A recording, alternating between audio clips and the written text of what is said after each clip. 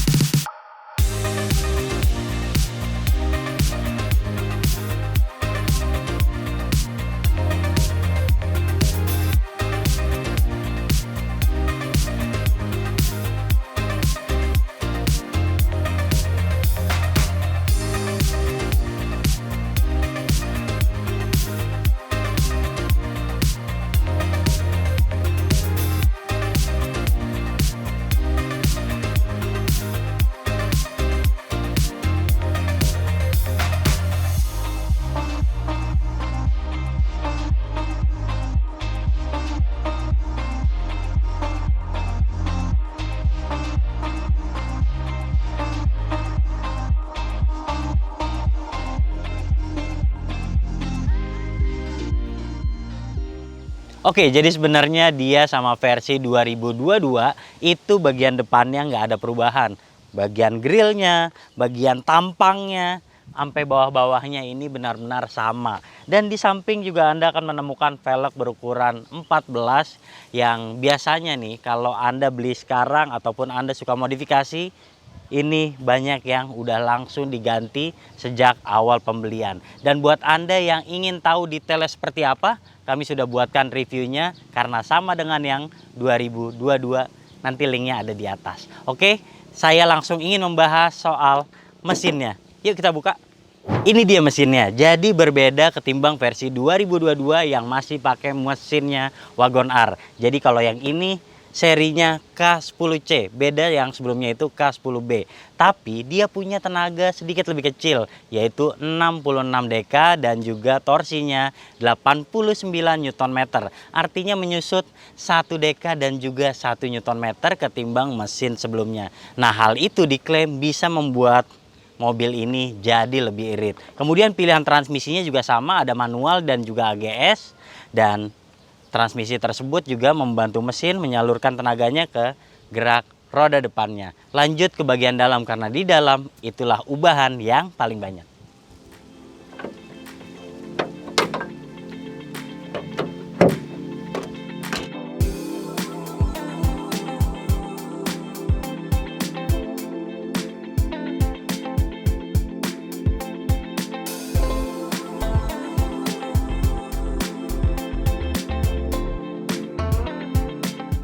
Oke, sekarang saya udah di dalam dan saya izin untuk menyalakan mesin karena panas sekali tanpa kaca film. Oke, inilah ubahannya.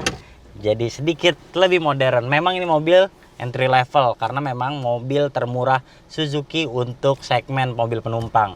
Tapi kalau melihat peningkatannya, tentu yang beli awal-awal itu nyesel banget karena sekarang head unitnya lebih intuitif, apalagi sudah dilengkapi dengan Apple CarPlay, Android Auto juga.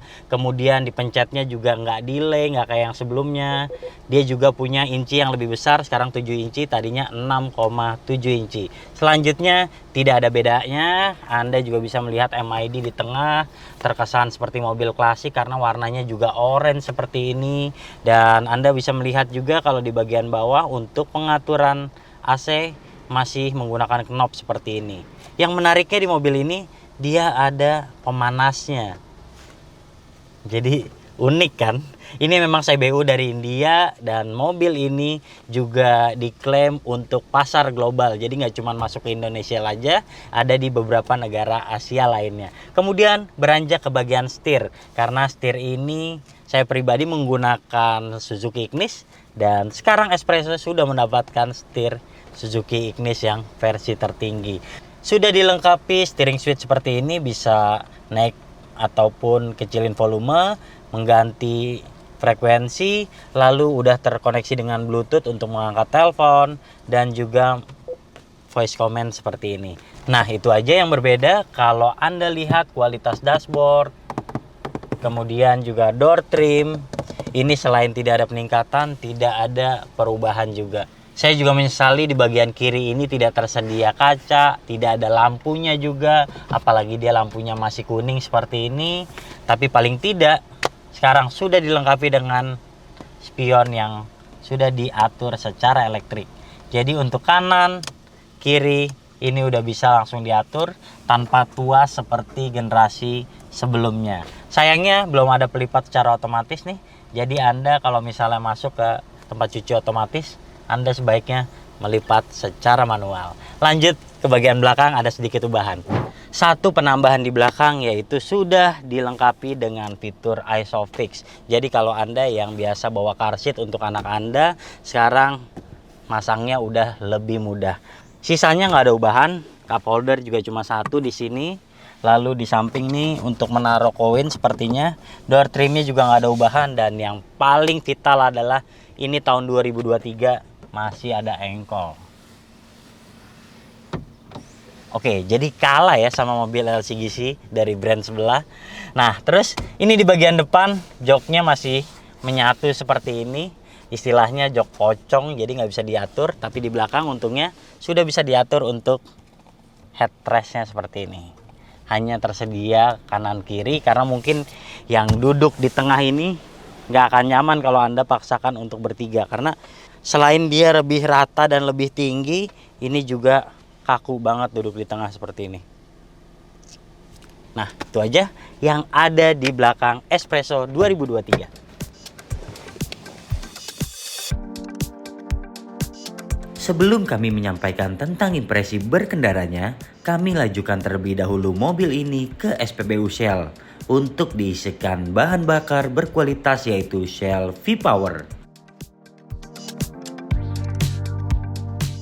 Tahukah Anda bahwa penumpukan endapan di bagian vital mesin dapat mempengaruhi performa kendaraan?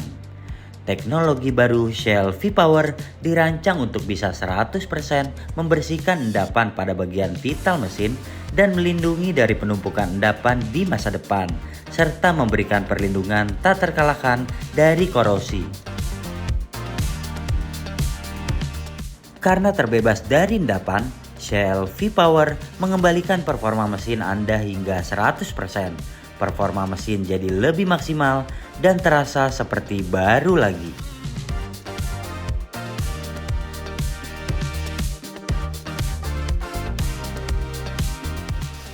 Semakin sering Anda mengisi bahan bakar di Shell, Anda bisa mengikuti program poin loyalitas Shell Go Plus.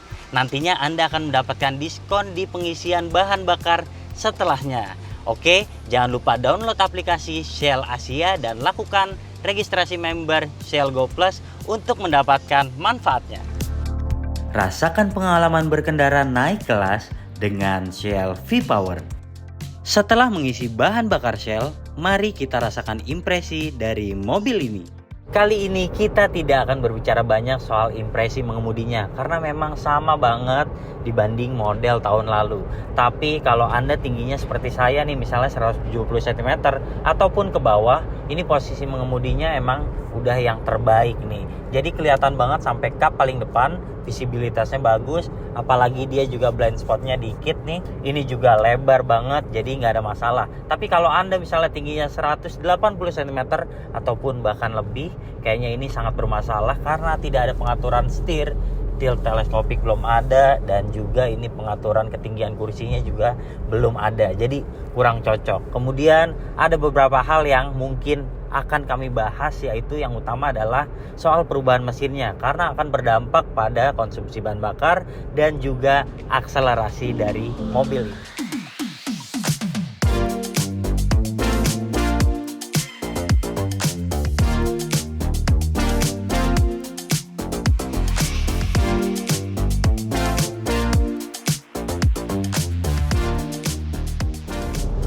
Nah, kali ini kita mau komentarin soal mesin barunya, yaitu K10C yang dilansir 2023. Jadi mesin ini ternyata lebih kecil tenaganya, 1 dk aja. Kemudian torsinya juga lebih kecil, 1 Nm aja. Nah, ternyata ada efek positifnya, yaitu konsumsi bahan bakarnya jadi sedikit lebih irit.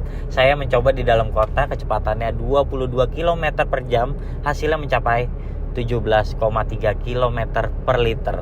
Kemudian untuk rute luar kota yang mana menempuh 100 km, hasilnya saya mendapatkan 21,6 km per liter dengan kecepatan rata-rata 90 km per jam. Hasilnya cukup impresif. Kemudian saya juga sudah mencoba akselerasi mobil ini dari 0 sampai 100 mencapai 16 detik. Yang artinya tidak cepat, tapi untuk mobil dengan cc 1000 cc seperti ini tentu yang diandalkan adalah konsumsi bahan bakarnya, dan espresso sudah cukup maksimal.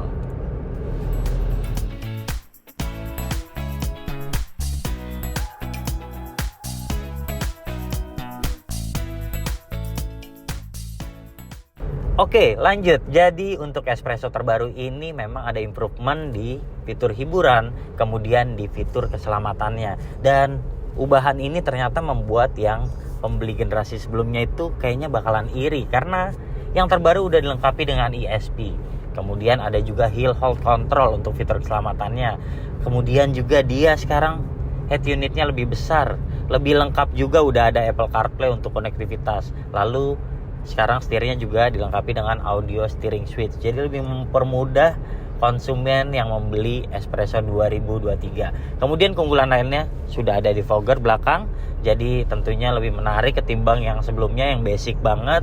Dan yang saya suka lagi dari mobil ini adalah sekarang udah bisa diatur nih secara elektrik. Soalnya sebelumnya spionnya itu masih basic banget. Jadi ini adalah improvement yang udah menarik banget untuk mobil yang dijual dengan harga 160 sampai 170 jutaan di Indonesia.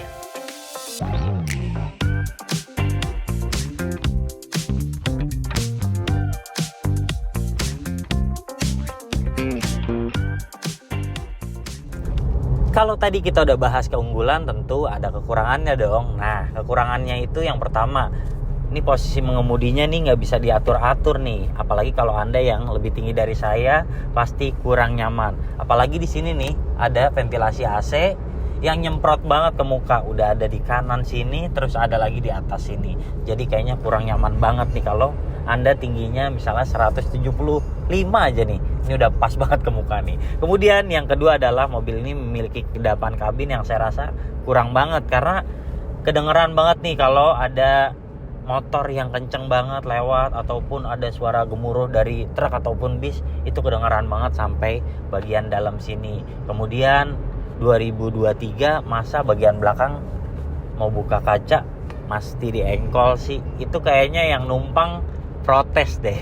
Nah, kemudian lanjut lagi, ada beberapa kekurangan karena mobil ini memiliki ground clearance mencapai 180 mm, yang artinya lebih tinggi dibanding Ayla. Nah, apalagi dia velgnya ukuran 14, profil bannya juga kecil. Itu membuat kalau dia menikung tajam tuh agak goyang banget. Jadi limbungnya berbahaya buat Anda yang suka bermanuver nih. Misalnya di jalanan suka selip-selip kanan kiri, ini bahayanya dia kurang stabil. Itu aja sih. Sisanya saya nggak suka lagi adalah MID-nya ini terlalu standar banget. Dan kalau di malam hari ini naik mobil ini tuh gelap banget. Kita udah biasa di bagian depan sini ada penerangan dengan hadirnya MID, sekarang dipindah ke tengah, apalagi warnanya orange gini kayak mobil-mobil tahun 90-an. Itu aja kekurangan yang saya rasakan.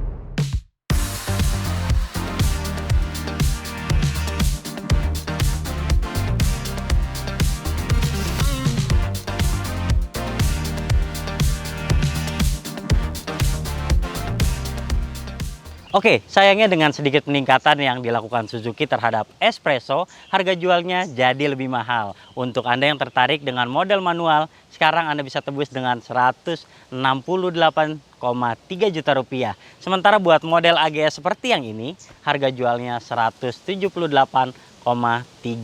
juta rupiah. Dan tentu itu bersaing dengan Daihatsu Ayla yang diproduksi di Indonesia. Model ini masih CBU, tapi memang entry level banget. Buat sebagian orang tentu desainnya kurang sesuai di hati, tapi buat sebagian orang yang suka modifikasi, ini mungkin bahan yang paling cocok. Karena kalau dilihat-lihat kotak-kotaknya ini mirip dengan keicar di Jepang. Oke, jadi sekian dulu tes lengkap kami terhadap Suzuki Espresso 2023. Jika Anda suka video ini jangan lupa klik like, subscribe, serta tulisan komen di kolom komentar. Main-main juga ke website kami di www.autodriver.com. Sementara buat Anda yang belum, jangan lupa download aplikasi kami di Google Play Store. Terima kasih Anda sudah menyaksikan video ini dan sampai jumpa di video kami selanjutnya.